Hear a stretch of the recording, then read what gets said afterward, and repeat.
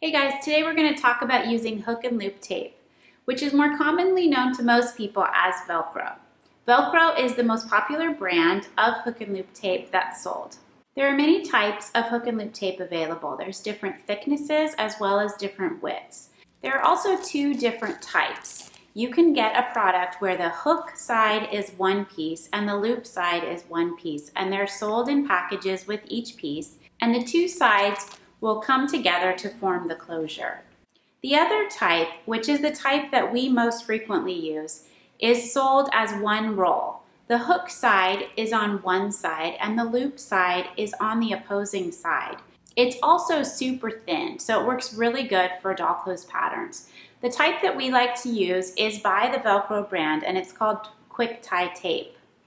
So you can find this at a lot of places. Generally, that thin type comes only in black and white. This ultra thin type of Velcro is very easy to sew with. You can use universal sewing needles, and I don't tend to have any issues on my machine with it snagging in the thread or any type of situation where the needle won't go through that Velcro. There's also another type of Velcro, which is called one wrap. And this type comes in a variety of colors, but it's just a little bit thicker than the black and the white. So if you like to have colors like pink and yellow and light blue, it's a great one to use. It has a little bit better grip on the closure because the product itself is a little bit thicker. But you can use that one in the same manner. It comes 5/8 of an inch wide, so you cut it the length that you need, and then you cut it in half, and you use one side for the hook side and one side for the loop side.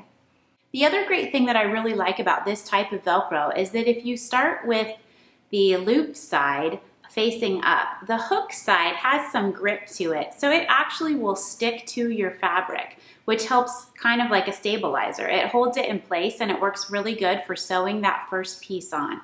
Then when you flip over to sew the opposing side of your garment, you can use something like a steam-a-seam that's already cut 1/4 inch wide and press it from the back side to help stick that Velcro to your fabric so it doesn't slip around while you're sewing, because it is kind of hard to pin that Velcro down because the pieces are so narrow.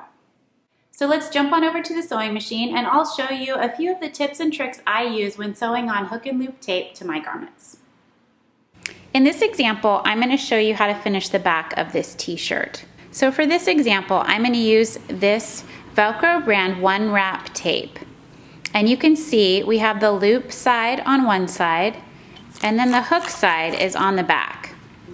So I'm just going to lay this out to be the length of the back of my shirt, and then we'll just clip that at the desired length.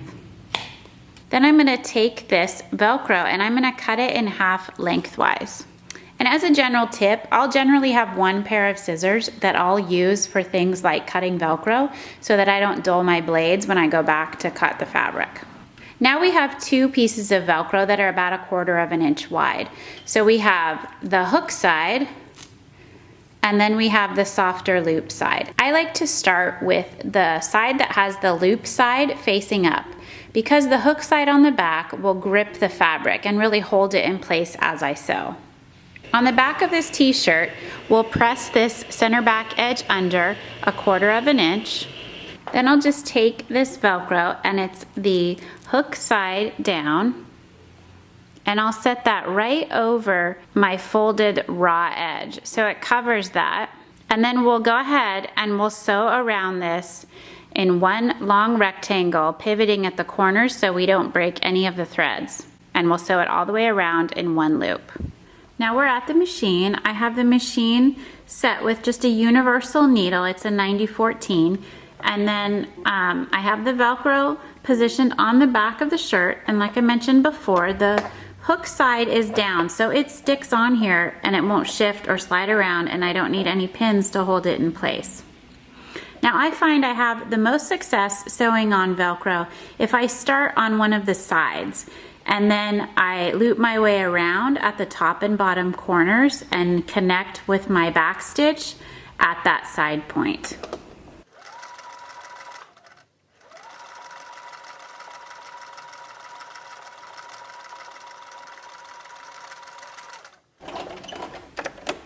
So when I reach the bottom, I'm just going to pivot around the corner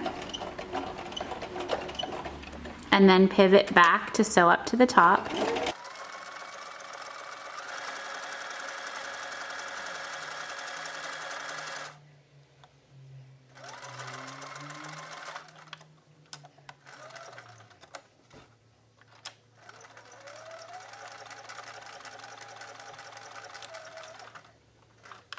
Here we have that center back finished with the loop side of the Velcro face up.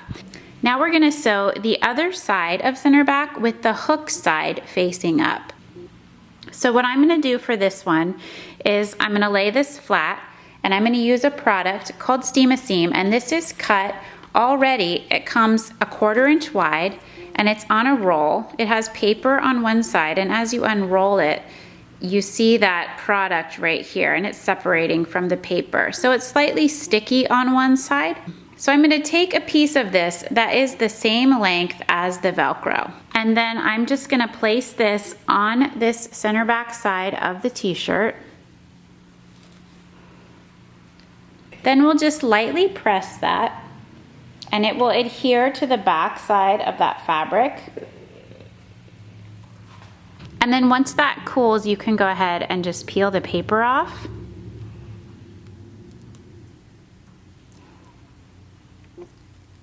And then you can see there that that Steam a Seam, it's a double-sided fusible tape, is now on the back of the t-shirt. Now I'm gonna take my Velcro and make sure that it is hook side up. So the soft side is facing down, and I'm gonna set that right on top of that product, right on the center back opening of the t-shirt, and just press it on there. It's slightly sticky. And then from the other side of the fabric, we're gonna press that to secure it.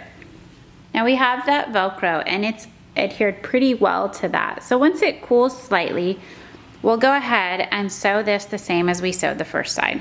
Now if you're using Velcro that comes as two separate pieces, so you have hook side and you have loop side, and they're separated, and the backs of these are both smooth and flat, you can use this same technique for both sides. Use this Steam a Seam to press and secure this to the fabric so that you don't have to use pins.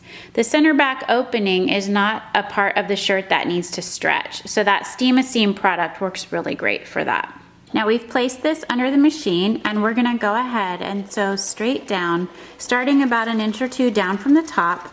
Down one side, we'll pivot the corner with the needle down, and then we'll sew a few stitches and then pivot the corner and sew all the way back up, center back, and then we'll pivot the corner at the top, and then we'll continue to sew down, and then we'll do our back stitch right where we started.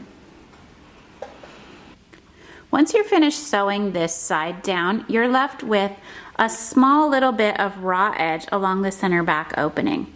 So if you're using a standard sewing machine, what I like to do is just flip it over. We'll set the machine to a zigzag stitch, and then we'll sew it so that it wraps around this raw edge. And because you have the wrong side facing up, it'll cause this raw edge to curl slightly under, so it gives it a nice finished look. And there you can see we have that sewn down. So this is from the wrong side, and then this is from the right side. And this looks pretty messy because the thread does not match this Velcro. So if you're doing this with a thread where it's the same color, this will have a nice clean finish, and your whole raw edge of your fabric will be wrapped in thread. And here we have the finished back opening of this t-shirt, and you can see that the Velcro creates a nice closure on the back of that shirt.